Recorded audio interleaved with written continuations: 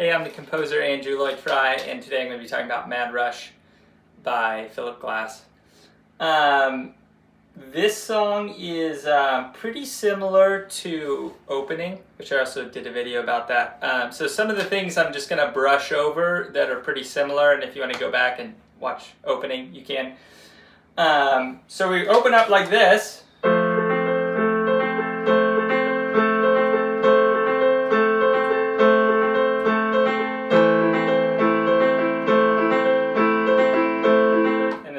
Keeps going. So first off, we have the very Philip Glass thing, 3/2. So we got triplets in the right hand and eighth notes in the left hand. So this is a super simple technique, super effective technique that can take something that is not maybe as dynamic in itself, and I think it adds just enough spark or spice rhythmically to make that interesting. Now the chords are just F to A minor. So it's like comparing if we just, like plop down the chords. That's not going to hold our attention for super long, and then we go back to this. You can hear just the movement, the power, the emotion, just adding that rhythm. So the F A minor, we're moving in thirds, and I think this to me the movement of thirds definitely sounds more modern, just for the sake of, just because traditionally in classical music you're moving harmonically in fourths and fifths, and when you're using thirds and sixths, it's just a different feel and a sound that I really like. So the F A minor pattern repeats 3 times, so just going between those two chords, and then after 3 times, the next 3 cycles it's pretty much the same, but he's throwing a C chord wedged in the F, so it's like F, C, F, and then A minor. So we have some sense of harmonic development, but it's interesting because it's very similar. So it's not changing that much. It doesn't even feel like a new section. It's feeling like an embellishment, a harmonic embellishment of what's existing after that. So that happens, that F, C, F, A minor, that happens 3 times. And then there's this sense of lift or change as we go to a G minor chord. So this is the first time we're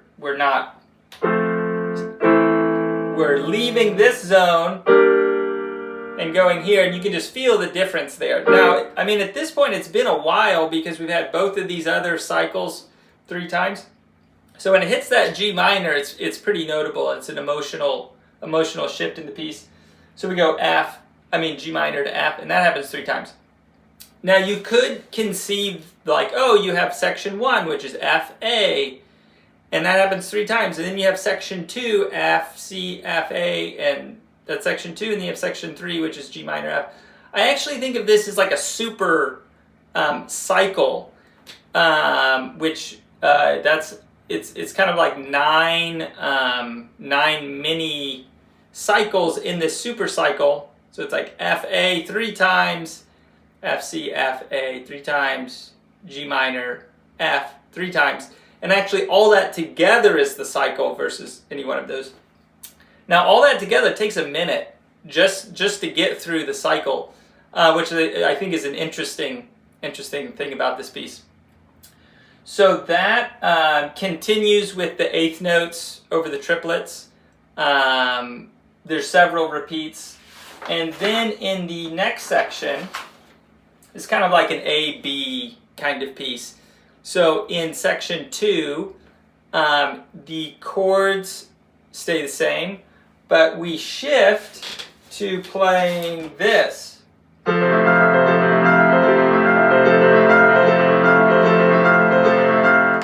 So actually it's the same thing, but now we're going to these arpeggios, and he's added the seventh in there. Now people, I feel like Philip Glass is a little controversial. A lot of his music is not very complicated, not super hard to play. And people say things like, oh, it's just arpeggios. And you know, this is just arpeggios.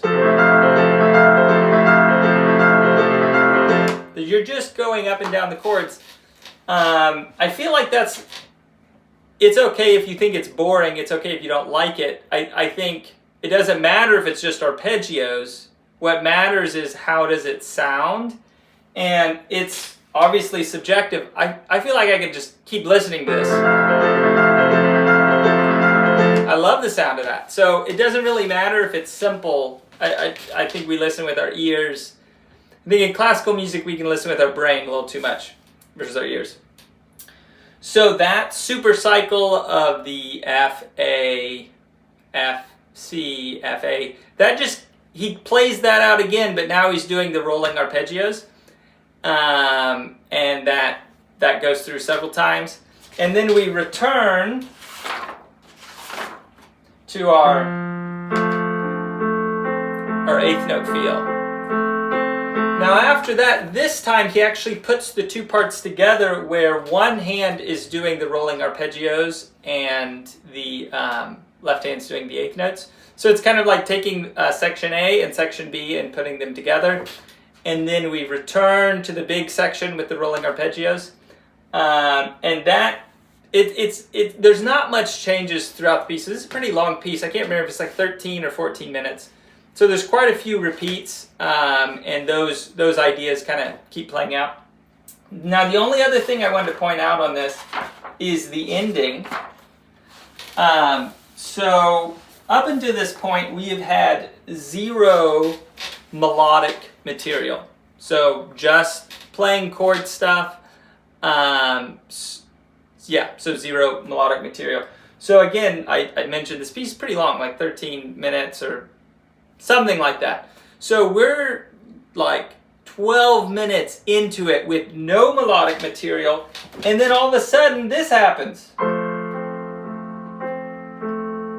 Oh, I played the wrong note. This happens.